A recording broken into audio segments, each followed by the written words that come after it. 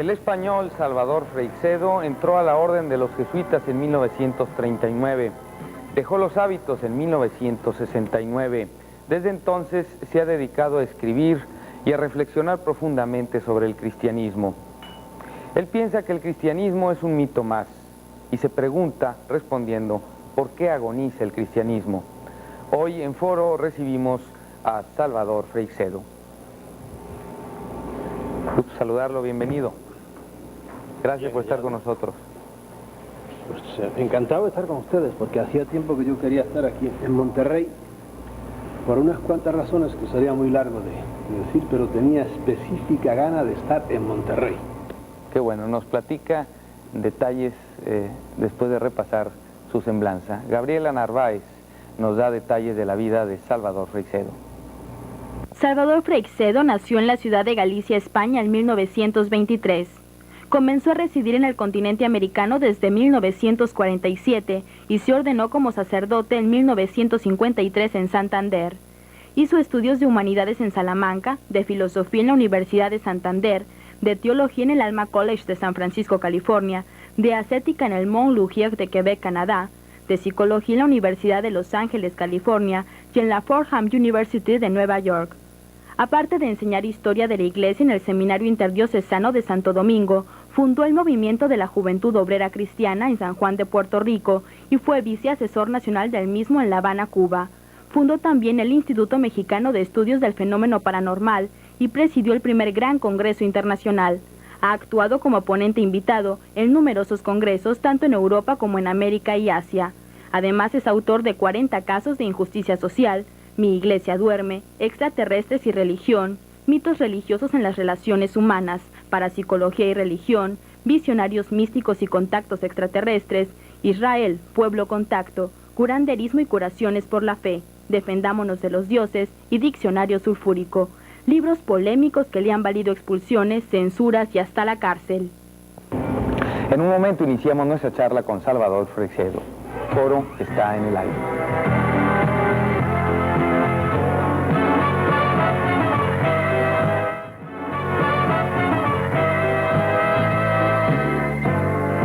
Salvador, entonces usted estuvo 30 años en la Orden de los Jesuitas. En 1969 deja los hábitos. ¿Cómo estuvo eso? No es que dejara los hábitos, fue el general, el que llaman el Papa Negro, Pedro Arrupe, que era amigo mío. Yo habíamos estado hablando en Roma. Pues se formó tal polémica con el libro mío que se llama Mi Iglesia duerme, un libro escrito desde dentro de la Iglesia y con amor a la Iglesia. Se formó tal polémica que el cardenal de San Juan le escribía y decía, este hombre que no se calla, y por otro lado los obispos me seguían presionando a mí. Total, que el general de los jesuitas me dijo, mira, vamos a respetar nosotros tu libertad a que tú digas lo que quieras, porque Arrupe era muy buena gente. Y por otro lado, no nos metas en problemas a nosotros, vamos a dividir nuestros caminos y tú quedas libre. Y eso así fue, yo redacté el documento en que me separaba de los jesuitas. Y me quedé libre ya. Después de 30 años me encontré pues nada, con un cheque de $100 que me dio el superior de San Juan de Puerto Rico y que yo se lo devolví, ¿verdad? Y dije, bueno, vamos a nadar. Y aquí estamos tan tranquilos. Nunca se deja de ser sacerdote, ¿no? Según la teología, no se deja nunca, porque hay dos sacramentos que son el bautismo y el orden sacerdotal que no se pueden repetir, que imprimen carácter, como dicen los teólogos. Los demás sí se pueden repetir. De modo que, según dicen ahora los que están horrorizados, pues yo seré sacerdote hasta en el infierno. Pero como no hay infierno, pues no hay problema, se queda uno tan tranquilo. ¿Cómo que no hay infierno? No, hombre, eso es una de las cosas terribles que tiene el cristianismo en cuanto a enjuiciar el más allá. Es de las peores religiones que hay, porque eso, el infierno del cristianismo es terrible, es aterrador. Y yo aprovecho aquí la ocasión para quitarle el miedo a la gente. Esos infiernos de más allá y fuegos y por ahí son calumnias que no han levantado a Dios los teólogos. ¿Entiendes? Un Dios que nos dicen que es Padre no puede tener semejante tortura. Eso es un absurdo en el cual yo creí mucho tiempo, porque yo fui un fanatiquito durante muchos años, nací en eso y tardé 40 años en sacudirme eso y en rebelarme contra semejantes absurdeces. De modo que yo en este caso estoy defendiendo la bondad de Dios. Dios no tiene infiernos. Bueno, podremos estar de acuerdo en que no hay infierno tal y como se le concibe a la gente en las llamas y torturada de esa manera tan concreta, ¿no? Así... Sí, con fuego y un demonio metiéndote pinchazos. Pero el infierno existe de otra manera, es la ausencia de Dios, como el cielo es la gloria de Dios, disfrutar de la gloria de Dios. Y el Dios purificante es el purgatorio, ¿no? Bueno, el purgatorio es, como dicen, en algunos países dicen el purgatorio, ¿verdad? Porque en lugar de pulgas. Nada, son todo cosas que la mente humana ha ido haciendo, porque tú te sales del cristianismo y te vas a otras religiones y siempre la gente ante el más allá, la pobre mente humana empieza a fabular, a inventar, ¿verdad? Y de las invenciones que hemos tenido aquí es el purgatorio, que es una doctrina que muchos cristianos no aceptan, por ejemplo los protestantes no aceptan semejante cosa. Ahora, que hay infiernos, ¿cómo no va a haber? Este planeta es un infierno, como nos lo han puesto todos los grandes políticos y los grandes militares y los grandes locos que dirigen este mundo. Este planeta es un infierno, dejando aparte del infierno en que viven muchos, la mayor parte de los seres humanos. En el más allá, yo estoy seguro que hay gente que merece algún tipo de infierno, no un infierno como el del que hablábamos, sino que los hagan reencarnar, que ahora está de moda la reencarnación. Hazlo reencarnar en Etiopía para que te mueras de hambre, tú que mataste de hambre a otros, etcétera, etcétera. ¿Qué hay en el más allá? No lo sé, ¿verdad? ¿Y usted cree en la reencarnación? ¿En ese tipo de reencarnación? Yo ni entro ni salgo, no la acepto también como un mito más. Algunos ya reencarnación para ellos es un dogma más. Yo no quiero salir de Guatemala para caer en Guatepeor. Yo sí digo que hay gente que merecen reencarnar. ¿Por qué? Por imbéciles. Porque han sido los perfectos abusadores y desgraciados y sinvergüenzas en este mundo. Hazlo reencarnar en un barrio donde todo el mundo tenga que trabajar, levantarse a las 5 de la mañana, o en una nación donde, o en una raza donde te den leña para que veas, si es que traes memoria de lo que fuiste antes, para que veas lo que es la vida. Pero no sé si hay reencarnación o no hay. No me opongo a ella tampoco. Salvador, platíquenos del momento ese trascendental, angustioso, o esos años que se viven cuando empiezan las dudas y pretende uno dejar el sacerdocio como usted lo hizo. Bueno, sí, fue terrible. Yo adelgacé no sé cuántos kilos, más que nada porque los periodistas no te dejaban ni a sol ni a sombra. La salida mía fue en Puerto Rico a propósito de mi libro, que ya no era mi primer libro, que se llamaba A mí me echó Batista de Cuba, por otro libro. No Fidel Castro, sino Batista, por un libro que se llamaba 40 casos de injusticia social, y lo subtitulé Examen de conciencia para cristianos distraídos. Y por ese libro Batista, que era muy listo, le dijo a mis superiores, miren, este mejor que se vaya, y me invitó a salir, y me fui entonces. De ahí me mandaron a Puerto Rico, y allí al cabo de unos años escribí. Yo tenía un puesto importante en todas las diócesis, trabajaba con los obreros, con la juventud obrera, y escribí Mi iglesia duerme, un libro de meditación para monjas piadosas. Vaya, hoy día no pienso así ya, he ido evolucionando. ¿No piensa que haya monjas piadosas? También todavía las hay, como no. Yo tengo 2 tías monjas, 2 fósiles ya, las pobrecitas deben tener 85 años cada una, pero son monjitas y se horrorizan, están rezando todos los días a Dios para que yo no me vaya al infierno y cosas de esas. Pero lo dice así, monjitas, como sí, se monjitas, dice, no, mira, hay muchas mujeres, las pobrecitas. No, no es despectivo, yo no las pobrecitas han seguido un impulso que es sincero, ¿verdad? Y han entregado su vida a Dios, no saben, en el más allá les van a premiar de alguna manera, pero no saben que muchas de estas entregas pues son entregas inútiles. A muchas monjas, por ejemplo, ahora que me estén oyendo, le digo, usted es de familia pobre, casi seguro, y a lo mejor, no sé aquí en México, pero se ha dedicado a educar a los hijos de los ricos. Digo, y los suyos, y los pobres suyos, los han dejado porque muchas órdenes femeninas se han dedicado a tener colegios, por lo menos en Europa así es, a educar a la gente que tiene plata, porque son una minoría las que se dedican a educar a las clases pobres. Pero bueno, dejando el tema ese, estábamos en que sí, fue terrible aquello. Y a mí no es que me viniera una rebelión repentina, no, poco a poco yo veía que una cosa se decía, otra cosa se hacía, que el cristianismo que yo, burgués, porque yo nací en una familia burguesa, mi abuelo era un hombre rico, y cuando me metieron a trabajar con los pobres, ¿verdad? Pues empecé a ver que había el cristianismo de esta gente tenía que ser diferente, etcétera. Empecé a revolverme, y una cosa era lo que la teoría y otra cosa era lo que el cardenal de San Juan de Puerto Rico practicaba, que entonces no era cardenal, era solo arzobispo, al cual yo había conocido de párroco, de modo que sabía su vida y milagros, y alguna vez me quiso acogotar, y yo le dije, mire, monseñor, a mí me trata usted con respeto, y no dejo que me trate como trató al padre fulano de tal, al cual mató a disgustos. Dije, a mí no me trata usted así. Si quiere hablarme, no me hable con un vaso en la mano. Era una fiesta de mi ex santo patrón Ignacio de Loyola, y me empezó a decir cosas. Dije, me llama a su despacho y ahí hablamos de hombre a hombre, pero aquí no. Y le di la vuelta, me di la vuelta y me fui. Y claro, ahí empezó ya el choque. Y llegó un día en que maduró todo eso, y en una semana yo le dicté a una grabadora, le dicté el libro Porque agoniza, le dicté el libro Mi iglesia duerme, y se formó ya todo. Que es un libro bueno, es un libro que ya te digo, hoy día no estoy de acuerdo con muchas cosas de las que digo ahí. Pero sigue pensando que la iglesia duerme. No, ahora ya ronca, ¿entiendes? Ahora es peor, porque ya ves que después de ese libro he escrito Porque agoniza, ya no duerme, está agonizante.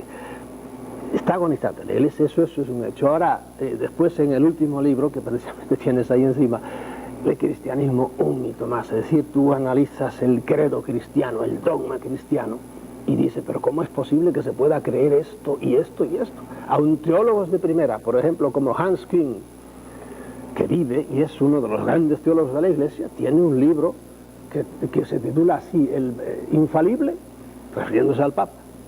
¿Cómo es posible que, por ejemplo, se pueda defender la infalibilidad del Papa, o de quien quiera que sea, pero en concreto del Papa, cuando uno conoce la historia de la Iglesia? Y allí en el libro precisamente Mi iglesia duerme, yo doy una lista como de 12 papas en que han dicho cosas que el que vino detrás tuvo que rehacer lo que había dicho el otro, ¿verdad?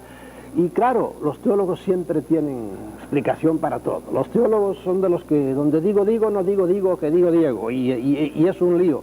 Y cuando te encuentras con la Sagrada Escritura, por ejemplo, párrafos que no hay manera de tragarlos, los exégetas, que se llama, es decir, teólogos, diríamos, en el campo eclesiástico, en el campo bíblico, saben explicarlo todo, absolutamente. Pero uno tiene también cabeza para, sin los miedos sacros, sin miedos al infierno, digo, no, esto es así, esto me dice mi razón, y con esto me quedo, y punto.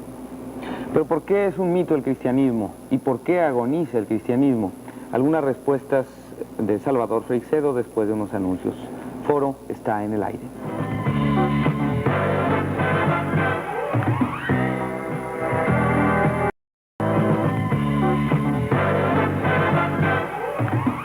Le veo dos anillos en las manos, uno en cada mano, y uno es una argolla matrimonial. Sí, una argolla matrimonial, me casé hace 4 años. Los obispos querían que yo me hubiera casado inmediatamente de salir, pero tardé más de 10 años o 12 años o no sé cuánto, porque mi cosa no era para andar detrás de ninguna mujer ni nada de eso, sino que yo sencillamente no creía las cosas en las que estaba metido, y por eso tranquilamente me fui, y no era mi prisa eso, total, pero ahora sí estoy casado. ¿Tiene familia? No, uy, ya estoy yo, no podría yo soy un hombre muy dinámico además, y a estas alturas, ¿no? Para eso hace falta tener juventud y tener más reposo y más paciencia. ¿Y por qué querían que se casara luego? Porque así podían decir, ven, era uno más de los que lo que querían era pues casarse, y tenía algo por dentro, por ahí. Y yo lo sé porque estaban un poco nerviosos conmigo, porque yo he seguido machacando las ideas. Quizá si le preguntara a un sacerdote, no me responda, aunque usted para la Iglesia seguirá siendo sacerdote, es decir, teológicamente sigue siendo sacerdote. Pero bueno, ya está hablando muy claro sobre su visión del mundo, ¿no? Y de la religión también. Y quizá un sacerdote no me lo responda. Quizá también alarme un poco la pregunta, pero muchos se la hacen y yo la tengo que hacer aquí. Un sacerdote con el celibato dentro de la Iglesia Católica, ¿cómo maneja mentalmente, sentimentalmente, esa atracción que hay del hombre a la mujer? Pues muchos no la manejan. Mira, la Iglesia, el que conoce un poco, el problema es que la mayor parte de la gente no lee, no conoce, creen que nacieron ahora y que todo el mundo nació ahora.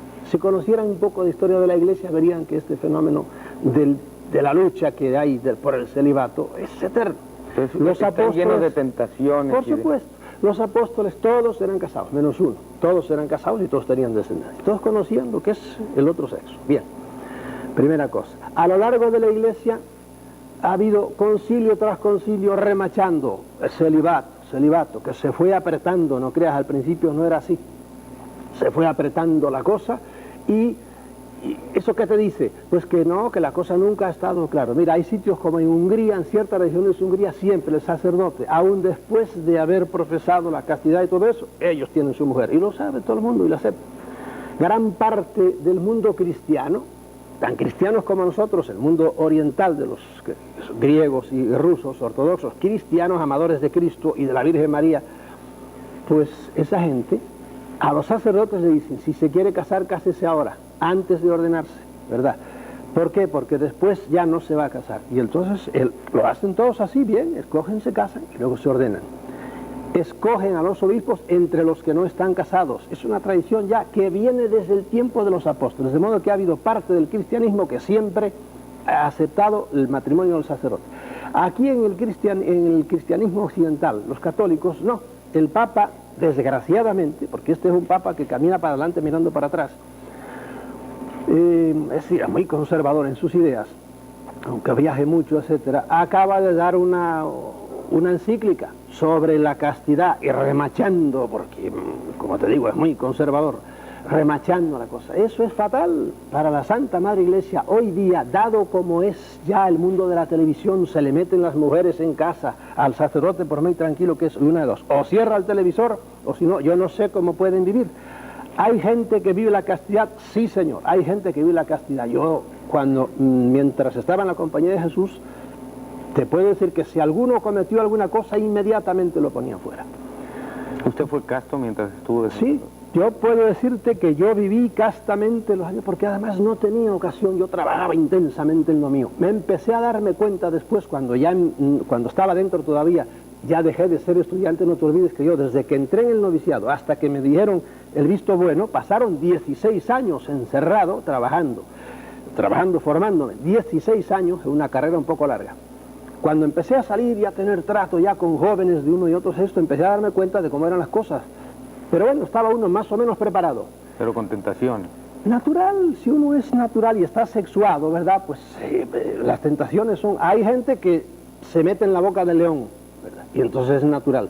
Eso le pasa mucho a los pobres sacerdotes que viven solitarios, sin una gran preparación, en pueblos y donde las mujeres se les meten debajo casi. Entonces es natural, bueno, y por eso pasa lo que pasa. 40.000 casos en que hay, vaya, medio trampa.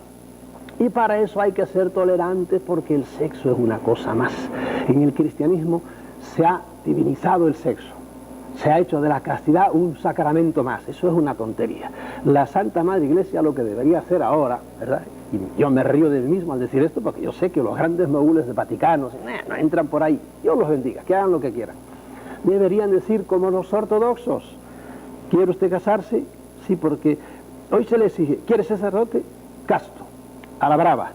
Y no puede ser, hoy día eso es dificilísimo. Ahora hay gente que por encima, por su temperamento, por encima de todo eso, dice, yo escojo la castidad. Pues perfecto, pero habrá mucha gente que diría, me gustaría ser sacerdote y estar casado y tener familia. Y deberían admitírselo, como son los pastores protestantes. Tú ves que hay 40.000 iglesias ahora. Está el pastor con la pastora y los pastorcitos, pero predicando a Cristo, perfecto.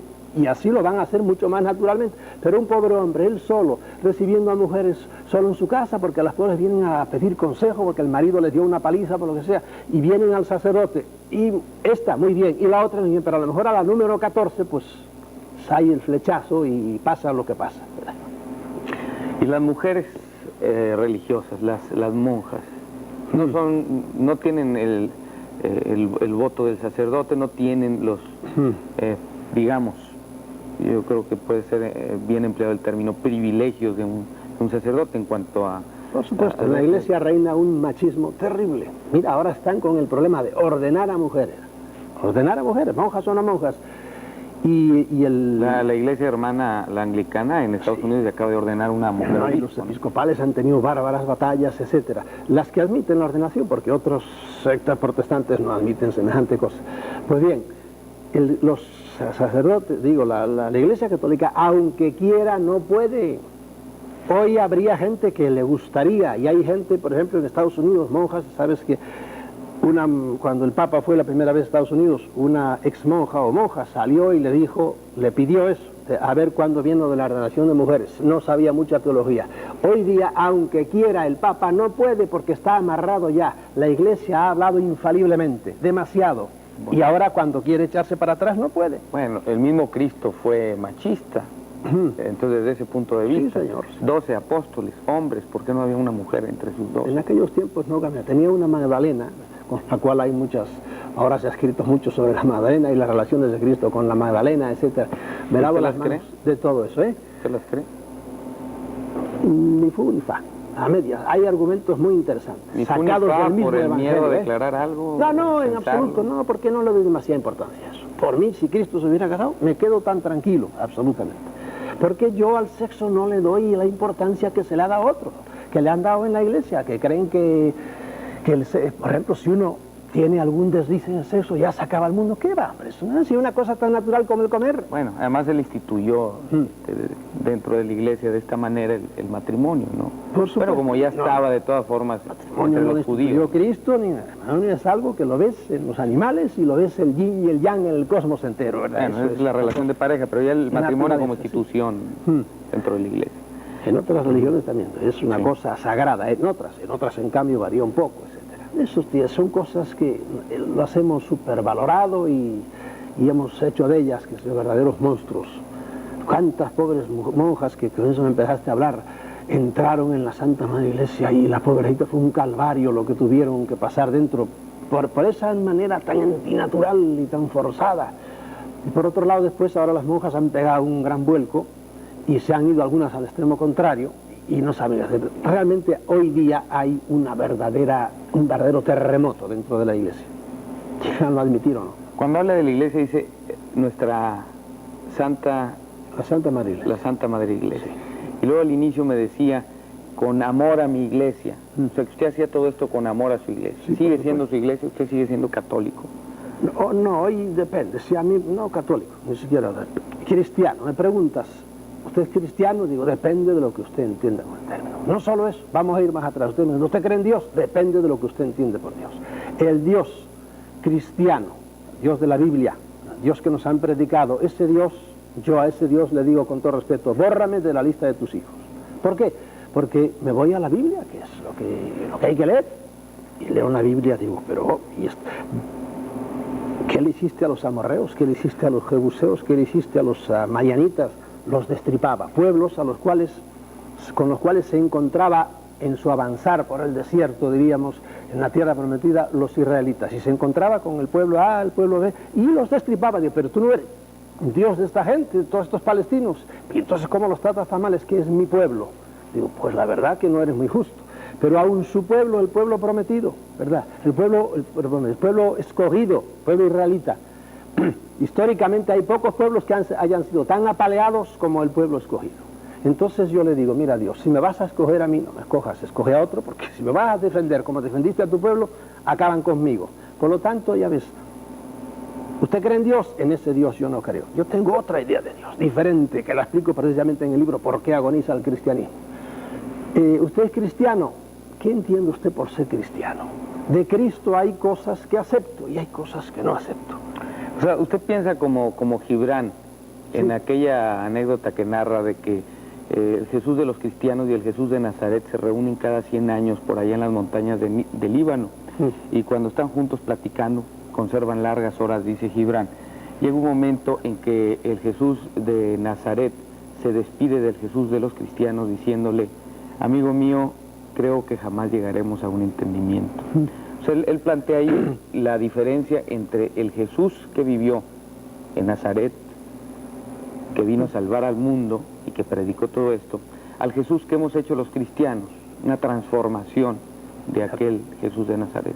Eso lo puedes ver, Jesucristo Superstar, estrella, estas óperas o como le quieras llamar modernas, el cual es más hay, Jesucristo Superestrella, bueno, hay 2 o 3 cantadas y que se han hecho muy famosas, es otro tipo de Cristo, porque la Iglesia ha ido forjando un Cristo nuevo, un Cristo duro, un Cristo terrible, un Cristo que acabó con inquisiciones, es decir, que en nombre de él se hacían inquisiciones y muertes e imponen castidades de por vida, etcétera, etcétera.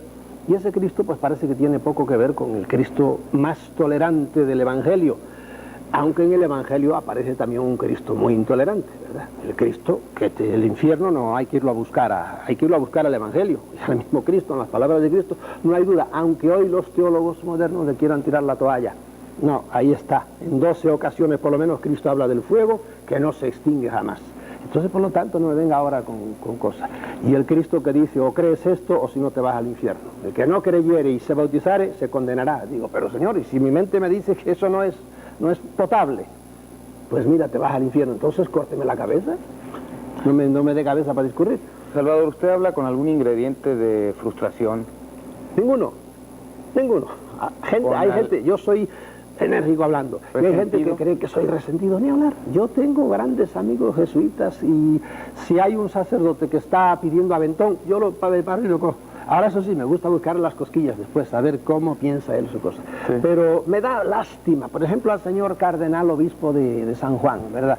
O arzobispo, me da lástima hoy día. Y los otros obispos, hay un obispo en Puerto Rico que vivíamos los dos juntos en una casa, era jesuita también, lo conozco perfectamente. Y a este, por ejemplo, que es un hombre honesto y trabajador, lo quiero entrañablemente, a pesar de que es obispo y que es integrista y no está de acuerdo con mis ideas. A otros no, les conozco todas las mañas y veo que no son realmente hombres del Evangelio, aunque sean arzobispos, no. Pero me dan lástima, más que nada, digo, mira que estar enredado todavía en esas cosas de las cuales yo, a Dios gracias, salí ya. Pero yo tengo una paz de espíritu tremenda, porque le perdió el miedo a tantas cosas, el más allá absurdas que me predicaban. Se va a decir, se pudo haber dicho también entonces, al fin jesuita. Los jesuitas siempre se adelantan a su tiempo. Y a veces no se adelantan, simplemente no van con ningún tiempo. Los jesuitas son rebeldes. La formación de los jesuitas es muy distinta y algo provoca en ellos que los hace... No, es cierto, son muchos controvertidos, polémicos, confundidos quizá. Algunos están confundidos. Mira, hace pocos días casi, en Toledo hubo un congreso parateológico y estaba invitado un padre jesuita que es un famoso, diríamos, profesor de teología en la Universidad de Comillas, en Madrid. Y cuando se enteró que estaba yo y habíamos sido compañeros en un noviciado, no quiso ir.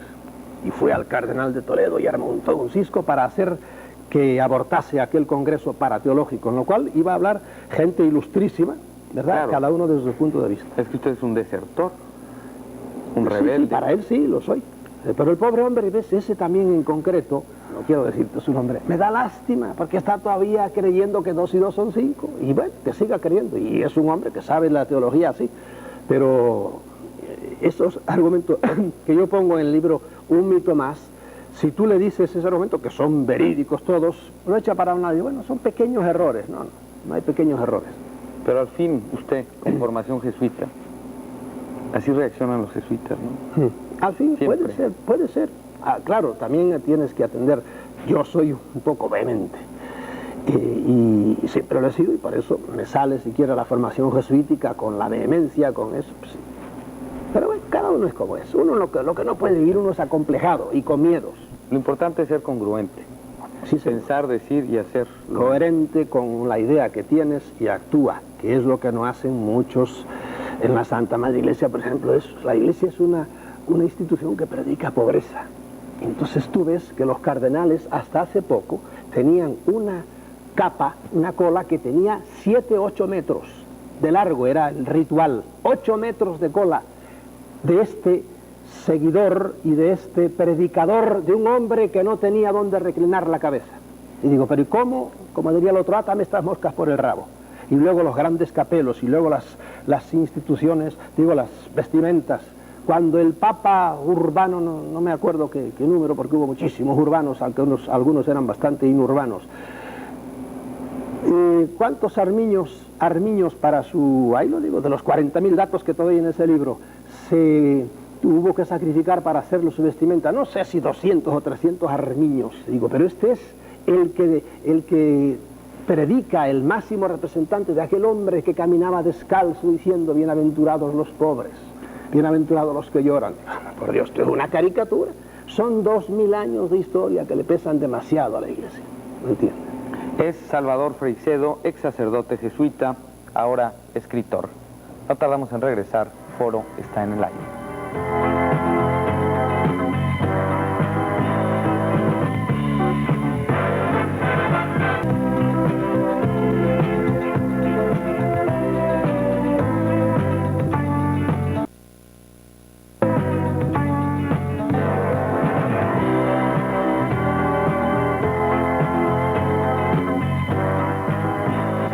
A final de cuentas, ¿por qué agoniza el cristianismo, Salvador? Pues yo creo que lo digo en la contraportada del libro, porque adora fundamentalmente por muchas cosas, pero porque adora a un Dios falso. El Dios del cristianismo, como te dije hace un rato, es un Dios falso, es un Dios vengativo, es un Dios terrible, es un Dios cruel, es un Dios que pide siempre sacrificio y sangre, ¿entiendes? Como todas las religiones, ahí de eso podríamos hablar horas, es un arquetipo. Todas las religiones piden sangre, y el cristianismo también. Todo el cristianismo gira alrededor de la sangre de un pobre hombre que murió en la cruz. La han sublimado en términos freudianos, pero eso es la cosa. El cristianismo no es diferente en eso de las demás religiones. Usted mismo predicó eso. Sí, señor. Un Dios Yo sanguinario. fui un fanático durante 40 años. No me he hecho muchas culpas, únicamente me quedo pasmado. Pues nací en una familia así, ya te digo, hay no sé cuántos sacerdotes y monjas en mi familia, hermanos de mi padre y de mi madre. Pero me quedo pasmado como yo tardé tantos años en sacudir la cabeza, en caer en la cuenta de que había cosas que no casaban desde el principio. Bueno, desde el principio, avanzando ya en mi formación, empecé a sentir ciertas cosas duras, pero está la fuerza, primero del miedo sacro, al más allá, como lo predica el cristianismo, y segundo, la fuerza de la tradición. Ahí tienes al gran teólogo Hans Küng, escribiendo libros contra la infidelidad del Papa, dando argumentos de todo tipo para sospechar que el cristianismo realmente no es lo que dice, y sin embargo él sigue católico. Dice, ¿por qué? Porque nací en esto y tengo que morir en esto. Y yo ahí le dedico un capítulo diciendo a Hans Küng, no me convencen tus argumentos, la verdad, porque si tienes razón, aunque hayas nacido en eso, pues salte de eso, porque eso de seguir el lema de que hay que creer en algo, hay que creer en algo que sea creíble, porque si estás creyendo una paparruchada, pues suelta eso, porque es una tontería. ¿Usted a qué edad entró al seminario? A los 16 años. A los 16 años. Antes así se estilaba, incluso desde más chicos, ¿no? Sí, algunos a los entran 13 a años. los 10 años, empiezan Bueno. así. No, yo acabé mi bachillerato y estaba a punto de entrar en la universidad, pero como mi hermano, que también fue jesuita y se murió ya, Él estaba... sí terminó, es decir, fue sacerdote siempre. Sí, No se sí, ese rebeló. terminó, no, tuvo su rebeldía también, antes de morirse. Pero murió así casi muy rápidamente, con un cáncer, y acabó con él enseguida, pero ya estaba muy rebelde, indudablemente. Pero yo casi por inercia, porque la hermana de mi madre monja, la otra de mi madre monja, mi hermana carnal, monja 30 años, también está hoy día fuera. El hermano de mi padre sacerdote, mi padre casi cura, porque casi estudió de seminarista hasta que casi se ordenó y entonces se fue. Y que mi madre era más monja que mis dos tías, etcétera. Un primo mío carnal es jesuita actualmente. Y en una sociedad así, pues naturalmente entras como un cordero y lo haces de buena voluntad. Y eso fue lo que me pasó a mí. Bueno, de todas formas ahora ya se les pide no terminar la primaria como antes y entrar al seminario, o no la secundaria, sino ya la preparatoria. Entran más grandes, con un poco más de madurez. Claro, pero fíjate emocional. que yo había acabado 7 años de bachillerato en España ya, que entonces empezábamos a estudiar. Yo estaba listo para empezar a ser abogado ya, porque a los 17 años yo podía entrar a la universidad. La pregunta es, ¿para qué no suceden las cosas que luego sucedieron con usted? Es decir, entrar a un mundo que después de años de reflexión lo va a transformar totalmente. No debieran terminar su carrera y luego entrar a una orden que les diera, tipo Opus Dei, que terminan su carrera profesional. Y luego son 6 años, no 16 como con los jesuitas, Sí. o 12 años, como otras órdenes. 16 años, Sí. sí, estuve yo. Bueno, 6 años de preparación, pero antes ya con una carrera profesional, y donde haya un poco más de madurez, que estén más vividos, porque no que han tenido incluso su Hoy novia. día se hace más así, ¿verdad? Pero eso es problema de ellos, como yo estoy ahora en otra cosa, ¿verdad? Que hagan como quieran. Mira, ya en mi no tiempo le apura, entonces. éramos yo, eso no me apura en absoluto. Entonces, ¿para qué escribe estas cosas si no le apuran? Para despertar a mucha gente que los pobrecitos están metidos dentro todavía sufriendo por eso, por lo que les esperan en más allá, o entregando su vida a una causa perdida, como hay tantas buenas monjas o tantos católicos que sinceramente, siendo muy buenas personas, están todavía dedicando todos sus esfuerzos a... La mayor parte no es así, pero bueno, hay gente que se entrega todavía. Por ejemplo, tú hablabas del Opus Dei, tanta gente, me da pena todavía. ¿Cómo es posible que se crean las cosas que predica, aun dentro del cristianismo, tan rancias el Opus Dei en estos tiempos? ¿Por qué rancias? Rancias huelen ya a pasado. ¿Pero por qué? Hombre, por ejemplo, exigirle a los sacerdotes andar con sotana negra. Cuando veas a un pobre en ciertas ciudades, va con sotana negra, es un pobre hombre del Opus Dei. ¿Por qué? Porque parece que ellos es vital. ¿Quién más da eso si Cristo usaba minifalda?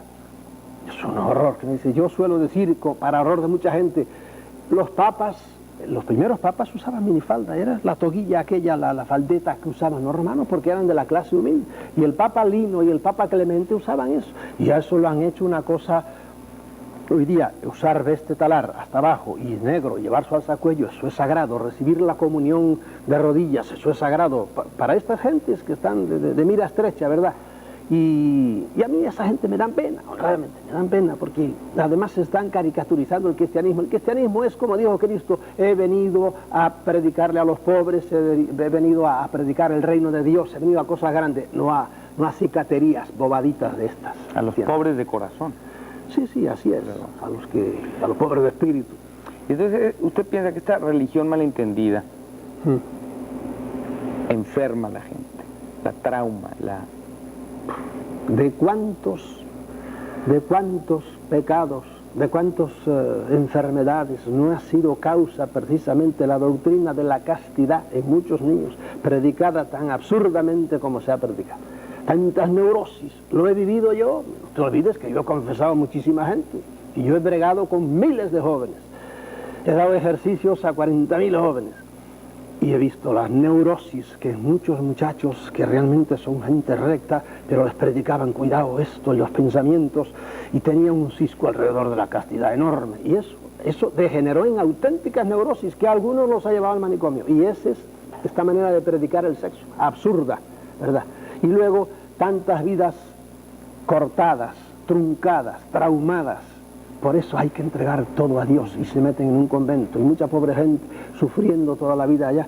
Lo que pasa es que hay que conocer historia de la iglesia, ¿entiendes? Hay que conocer las historias de los Abelardos y las Eloísas y todos los amores secretos que ha habido y todas esas cosas, dentro del convento y fuera del convento. ¿Qué conceptos equivocados ve usted en la educación sexual dentro de la iglesia? Pero al sexo hay que quitarle morbo, ¿me entiendes? Tiene mucho morbo. Hoy día hemos caído en lo contrario. Hay que descararnos un poco más. Tampoco el sexo es lo que es. Si tú ves a un hombre como los hay, por ejemplo, que se atiborran de cerveza y venga con cerveza, acaban con unas barrigas y digo, este es un pobre desgraciado que hace de la cerveza, que es una cosa preciosa cuando te tomas tu cervecita suave y fresquita, ¿verdad? Hace de esto como un dios, y entonces ahí lo tienes hecho un pobre alcohólico, un pobre estúpido. Bueno, lo mismo que digo de la cerveza, digo de un licorcito, bien, perfecto. El sexo, si lo reprimes tanto, naturalmente, como es una cosa tan natural como el comer, llega un momento en que explota, y ahora explota en el extremo contrario, y viene pues todas estas cosas absurdas, de todos estos videoclips que nos ponen ahí, que es sexo puro, además mezclado con retortijones y estupideces que le enferma todo eso, y vienen estos muchachos que ya no son capaces de amar a nadie, porque no aman a nadie, se tumban y se revuelcan con cualquiera, lo mismo macho que hembra, porque está todo mezclado. ¿Ves? Eso es un desorden.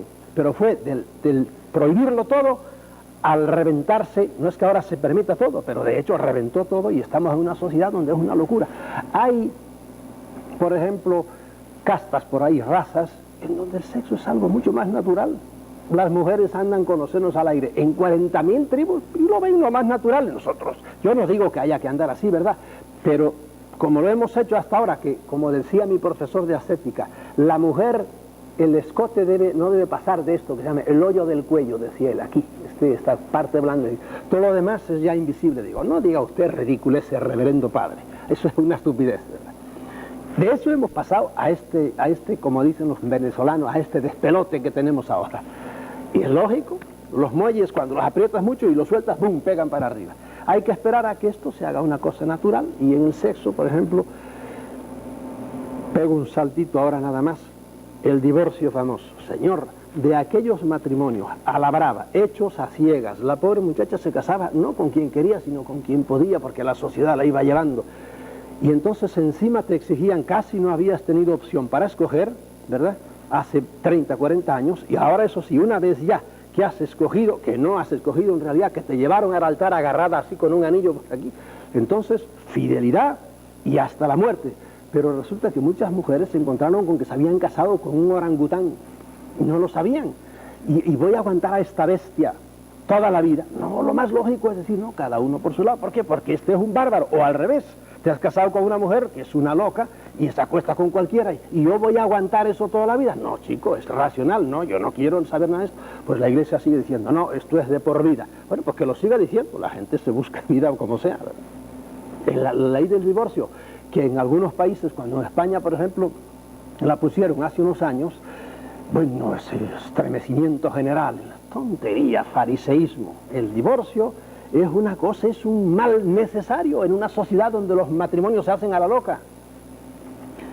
Pero es parte del miedo, del temor de Dios. La misma Biblia, los documentos, por supuesto, hablan del temor a Dios. Pero ese es camino para llegar a Dios. El temor a Dios es una ofensa a Dios. Yo a mi padre no lo temo, a mi padre lo amo. A veces se pone bravo por ahí porque es natural, pero fundamentalmente yo amo a mi padre. Y sin embargo la Biblia nos dice esta falacia: el temor de Dios es el inicio de toda sabiduría. Y yo, con perdón, con mi cabecita digo, el temor de Dios es una ofensa a Dios, punto. Me quedo tan tranquilo, yo digo estas cosas y me quedo tan tranquilo. Es Salvador Freixedo, no tardamos en regresar.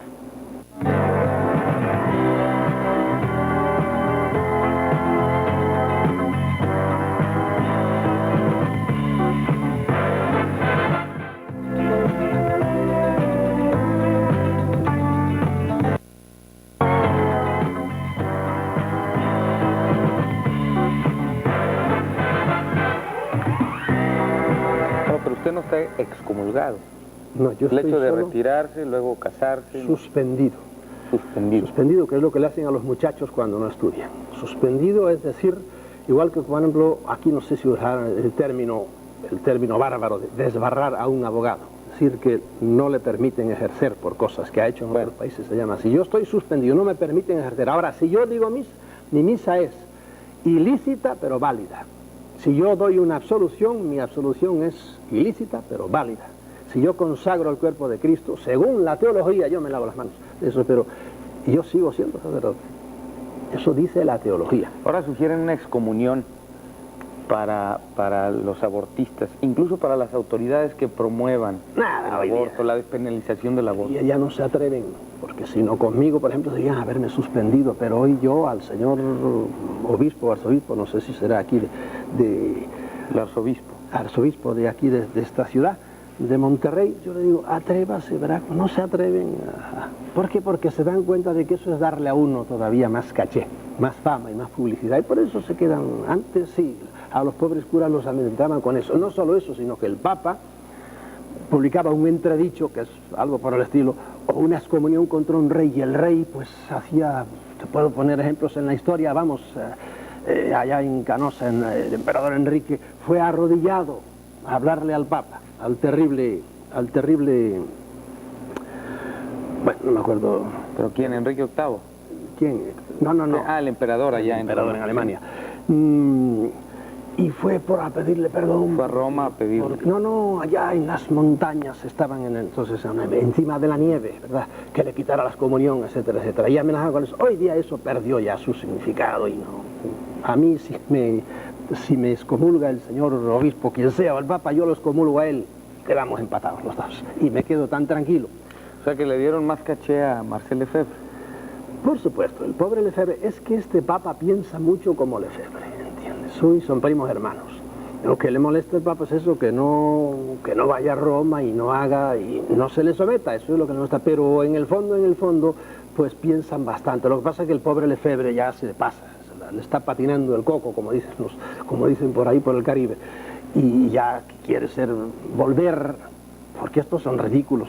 Yo he discutido con algunos lefebristas atrás al Concilio Vaticano II. Quieren volver a la liturgia de San Pío V, y yo he dicho a algunos de ellos, porque no Pío V, porque no vuelven a la de Pío I, que está más atrás todavía, porque esa fue la liturgia que ellos tuvieron cuando eran niños, y quieren la misa en latín. Y quieren tonterías, eso no importa nada, si la esencia del cristianismo es el amor, y es el perdón, y es el inclinarse al pobre, y es lo que Cristo, la parte buena del Evangelio de Cristo vino a traernos a todos, que es la fraternidad de todas, nada más, lo demás tonterías.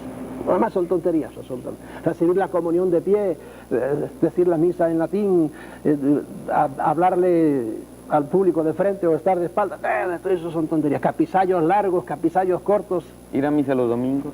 Por supuesto, eso. Y mandar a uno al infierno porque no fue a misa el domingo, pero un infierno eterno con fuego. ¿A quién se le ocurre semejante mentecate? Yo fui a misa el domingo, bueno, ¿y qué? Pero yo amo a mi prójimo, eso es lo importante. Hay mucha gente que yo los veo que andan ensobacando su evangelio, ¿verdad? Yendo por aquí, siempre son hombres del libro, ¿verdad? Pero Dios te libre de echártelos de socios en un negocio porque te pelan al moñito, como dicen los cubanos. Porque con su evangelio debajo del brazo no son hombres de fiar. En cambio hay gente que casi no conoce el evangelio, pero son honestos. Yo conozco a mucha gente que no son cristianos y son honrados, y con ellos puedes ir al fin del mundo. Ese es un cristiano. Salvador, ¿usted de qué vive? ¿No ha pensado en formar su secta religiosa? No, ni hablar. Voy a salir ahora de una cosa para meterme en esto. Alguna vez me han dicho, usted va a hacer alguna... Vete al cuerno. Yo no quiero saber de eso. Yo quiero que los hombres usen su cabeza. El hombre es hombre porque es racional. El pecado de mucha gente culta, se llama culta, de mucha gente de dinero, de mucha gente preparada, es que no usan su cabeza y lo único que hacen es atracarse precisamente de esa cajita que tienen ustedes ahí, por la que me están viendo, la televisión, y se atracan de televisión y de deportes y de show, y en cambio no se sientan a pensar realmente qué es la vida. No se rebelan, por ejemplo, contra situaciones en que vivimos hoy día, presión, políticas, económicas, religiosas, no piensan, ¿verdad? Hay que pensar, eso es lo que yo predico, pensar. El hombre tiene que usar su cabeza, y si no la usa, esos son de los que van a reencarnar, como te dije antes, otra vez al planeta. ¿Por qué? Porque no ha pensado usted, no ha evolucionado, venimos a evolucionar, no ha evolucionado, por lo tanto, vuelva para atrás y evolucione. ¿Y de qué vive? Yo vivo de milagro, ¿me entiendes? ¿Del milagro de Dios? Sí, Dios está en todas partes. ¿De qué vivo ahora? Pues mira, tuve suerte que tuve una madre y un padre que me dejaron algo de dinero, poquita cosa, y mal administrado, porque yo soy horrendo para las finanzas. Menos mal que tuve la hermana mía que fue monja, a tiempo lo poquito que me quedaba, lo agarró ella y me lo administró mientras yo andaba moviendo, ella me movía. Los libros dan muy poco dinero, pero poquísimo. A mí he tenido mucha suerte porque no te olvides que yo llevo más de una docena de libros y se venden mis libros. Lo que pasa es que la mayor parte tengo que hacer una excepción ahora con la editorial Posada, que ciertamente se está portando bien conmigo, pero yo he tenido grandes editores que me han hecho unos atracos horribles. Me han robado todo lo que han querido, porque yo siempre, el dinero para mí ha sido secundario. A mí basta con vivir al día y estar tranquilo y se acabó. Capital, no tengo capital ninguno, pero vivo al día. Soy millonario en amigos, porque yo te digo que puedo ir a 20 ciudades y tengo siempre casas de amigos que me invitan y que están contentos con que yo esté y me pase con ellos una semana o así. De eso hablo. Y hablando también, a veces hay mucha gente que hoy día empiezan a pagar bastante bien cuando uno habla, pero hasta ahora he hablado miles de veces, pero como lo oyes miles de veces, y jamás cobro un centavo. Salvador, hace un momento le preguntaba de la excomunión a los promotores del aborto. ¿Usted qué piensa del aborto? Ya con esta visión distinta. Es un tema duro de pelar, el aborto. Mira, al cerrarse en banda, infantilmente, como hacen hoy día la predicación oficial de la iglesia, aborto no, pero señor, oiga usted primero las circunstancias del aborto. ¿Qué haría usted, le diría yo al señor obispo, al moralista número 1 aquí de la ciudad de Monterrey?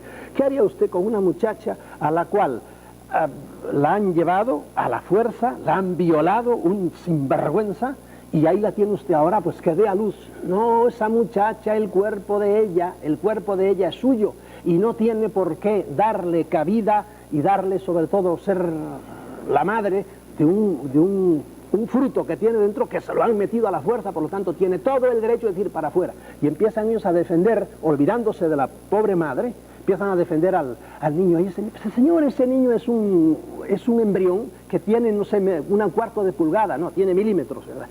Y está defendiendo, atienda a la madre, hay un derecho contra el otro derecho. Ahora, la Iglesia siempre ha querido que enseguida viene Dios y crea un alma, eso es todo un mito también.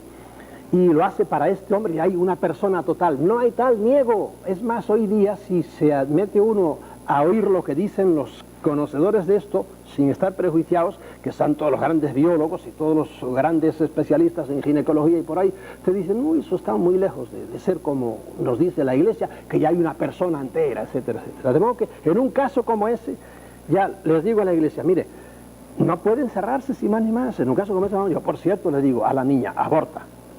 Otra cosa es... El tiempo que lleve. Otra cosa es cuando me dicen, mira, el niño ya puede vivir, está dentro, está a los 7 meses. Digo, hombre, ahora piénsalo, ya es una cosa más de pensar, porque ciertamente ahí yo a ese niño sí le doy cierto tipo de personalidad. No hago lo que hace la Iglesia, que se olvida siempre de la madre.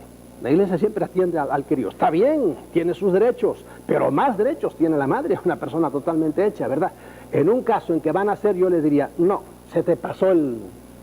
Es algo así, y perdóname si me voy del tema, como el que está usando una propiedad que no es suya. La ley, me imagino que la ley de aquí en todas partes, hay un término que dice, ya prescribió este derecho, porque hace 20 años que estoy metido en esta finca, nadie me ha dicho nada, y ahora viene usted, no, mira, la ley me dice que a los 12 años esto ya es mío. ¿Por qué? Porque está así la ley.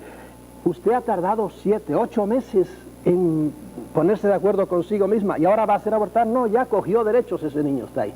En ese caso le diría, no puede usted abortar.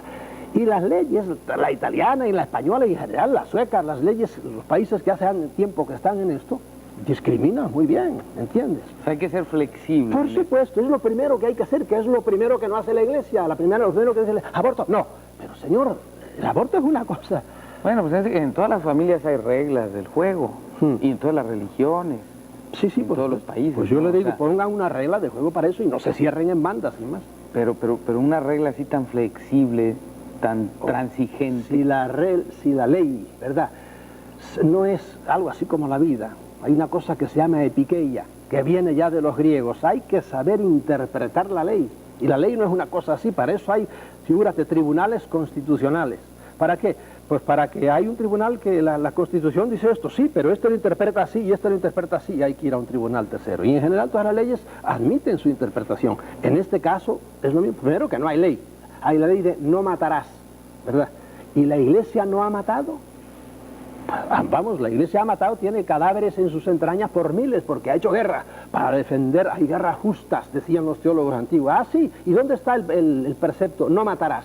Ahí se lo interpretan. Bueno, pues aquí estamos en lo mismo. El aborto, no matarás. ¿Usted se basa en eso? Bueno, pues vamos a interpretarlo como hizo usted para sus guerras, porque hasta hace poquito, mira, Pío IX fue el que lo hizo. Defendió a cañonazo limpio el Vaticano y todos los territorios. Y vino Garibaldi y vino la moderna Italia y tuvieron que tumbarle a cañonazo limpio las murallas del Vaticano porque lo defendían. Y no matarás, seguía estando ahí, no matarás, pero el que se ponía delante de una bala de un cañón del Vaticano acababa.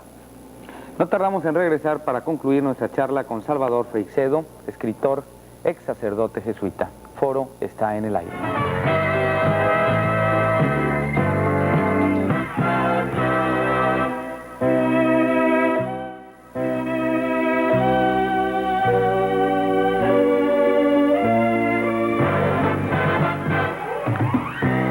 Y de los santos, los pueblos latinoamericanos sobre todo son muy, bueno, en España sucede. Muy santeros. Muy santeros. A veces le restamos importancia a Cristo, ¿no? O al Dios mismo, al Dios Padre, ¿no? No, en la Iglesia ha habido mucho de eso. Y entonces se van por el lado de la Virgen, son muchas, o por los santos. Y usted también lo hizo, ¿no? Dejado, sí, por supuesto. Bueno, yo siempre me di cuenta de que el centro en la Iglesia tiene de ser Cristo. Y lo que hemos hecho con la Virgen ha sido también, hay una inflación virgínea que es lo que indigna a los protestantes, ¿verdad? Contra nosotros, los católicos, y contra los ortodoxos. Los ortodoxos son más devotos todavía de la Virgen que nosotros, o por lo menos tanto. Y eso realmente es un sacar fuera las cosas, sacar fuera de quicio. Y no digamos nada, en América pues está toda sembrada de santos. Fue una de las cosas que más me gustaba a mí, conocer lo que se llama hagiografía, vidas de santos. Ha habido gente eminente, pero indudablemente las personalidades de los santos en la Iglesia, de los tan diversos santos, es interesantísimo. Hay santos que eran psicóticos totales, pero con diploma de psicóticos, y por eso llegaron a la santidad. Hay santos, en cambio, que eran más dulces, tenían más sentido común, etcétera. Un San Juan Bosco, por poner un ejemplo, un santo agradable, simpático, al cual le pasaron cosas que yo me gustaría que me las explicaran los teólogos desde su punto de vista.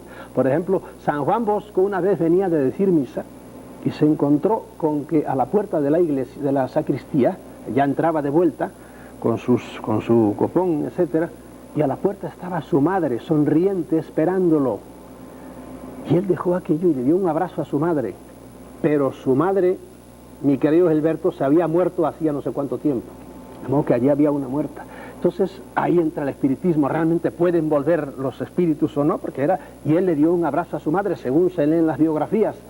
Y yo digo, bueno, explíquenme esto, ¿cómo es esto? Esto no casa. Pero bueno, eso por ponerte un ejemplo de las curiosísimas cosas que se pueden encontrar en las vidas de los santos, que yo me conozco bastante bien porque las leía muchísimo, desde los antiquísimos hasta el Padre Pío de la Pietrelcina, con sus llagas y los estigmatizados, que ha habido muchísimos dentro y fuera de la iglesia, etcétera, etcétera.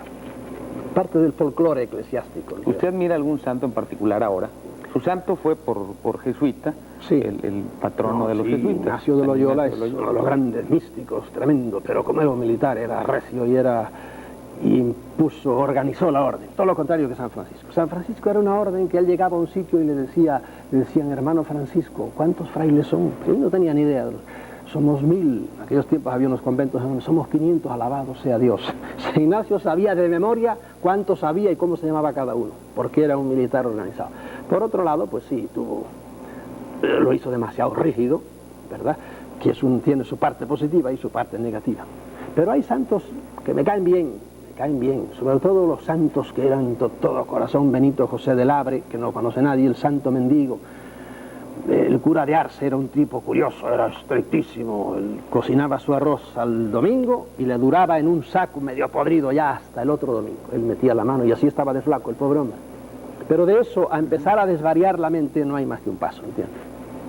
Decía que San Ignacio era muy rígido y que eso tiene sus pros y sus contras. ¿Cuáles son esas ventajas y desventajas en ser estricto con una...? La organización, llevar a la orden como la llevó, que hizo inmediatamente crecer la orden de los jesuitas y la puso al frente, diríamos, con sus pugilatos entre una orden y otra, sobre todo con los dominicos, pero indudablemente los jesuitas han sido siempre la vanguardia de la iglesia, precisamente por esa organización que han tenido férrea. Pero por otro lado, esa organización es algo demasiado, sobre todo para el que está dentro, porque él dice una frase típica del tienes que hacerte como el bastón de un hombre viejo, que el hombre viejo lo usa y le sirve para todo, y tiene otra comparación, algo así como si fuera un pañuelo que te estruje. No, y el hombre tiene que tener su personalidad, hay que respetarle un poco, pero no somos robots, no somos un término muy eclesiástico.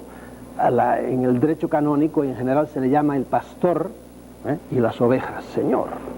Y hay una diferencia tremenda. Yo no quiero ser oveja de nadie, déjeme ser carnero por lo menos, para investir un poco, para defenderle un poco.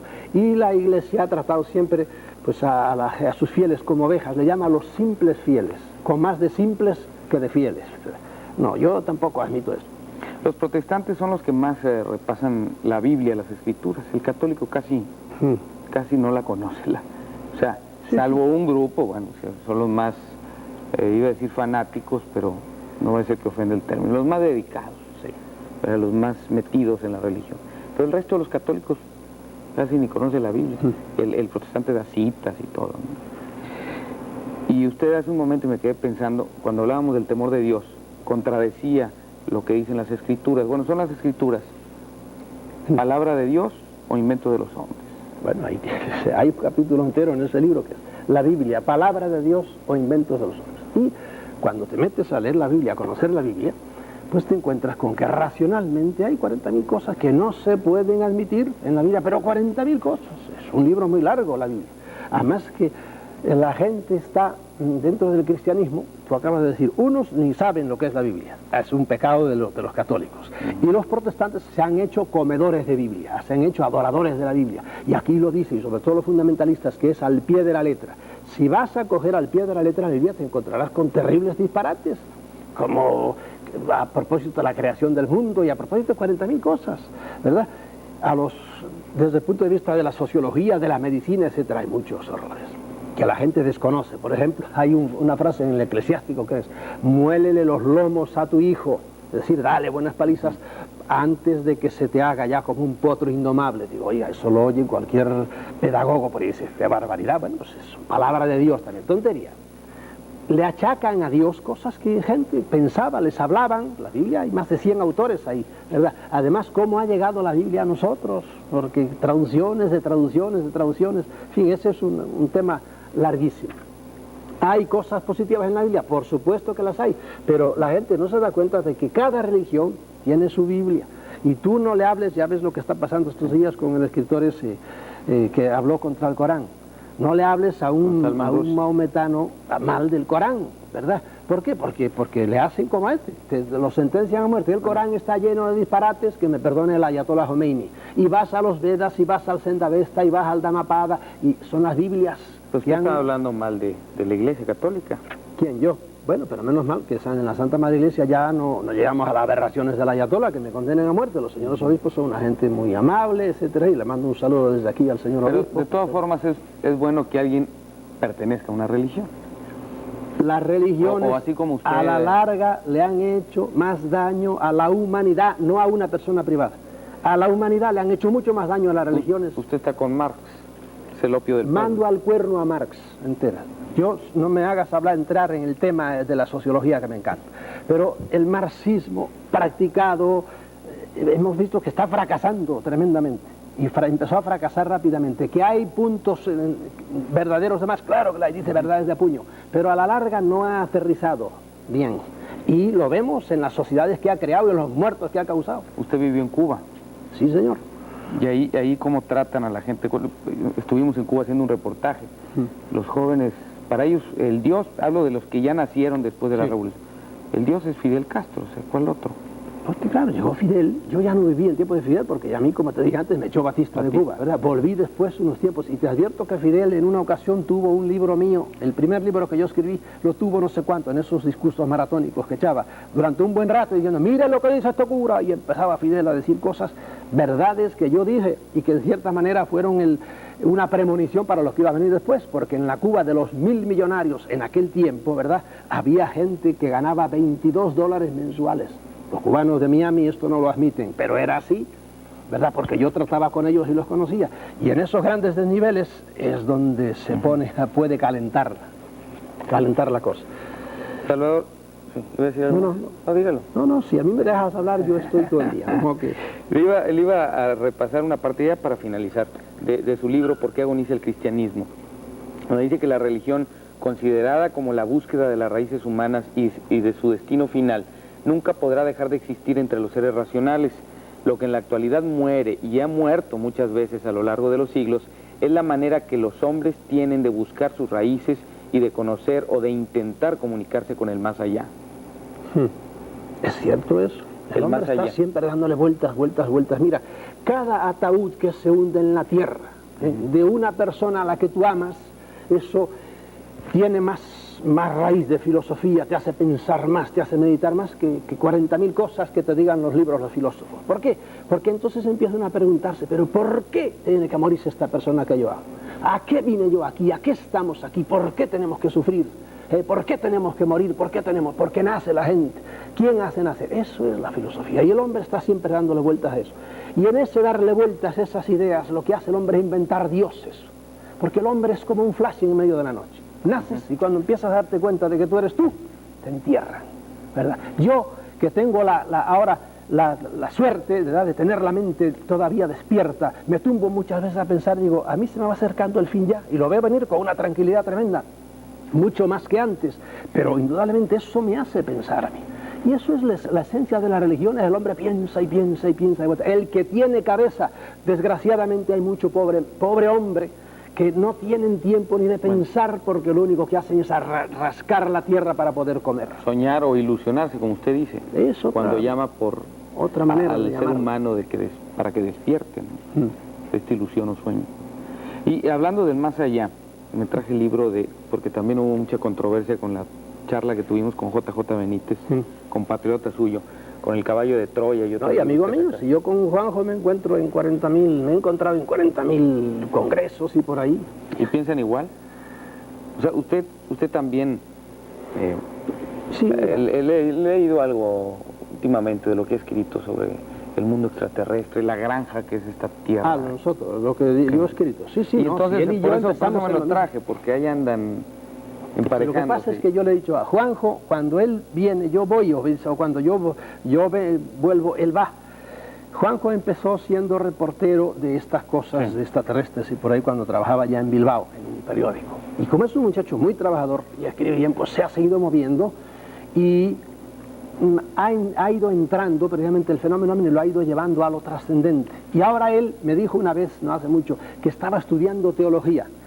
Y entonces él va en esa dirección, yo estoy volviendo de esa dirección. No, mira, yo estoy dejando la teología atrás, porque tuve que estudiarla 4 años seguidos y exclusivamente. Y se cruzan nuestros caminos, ¿verdad?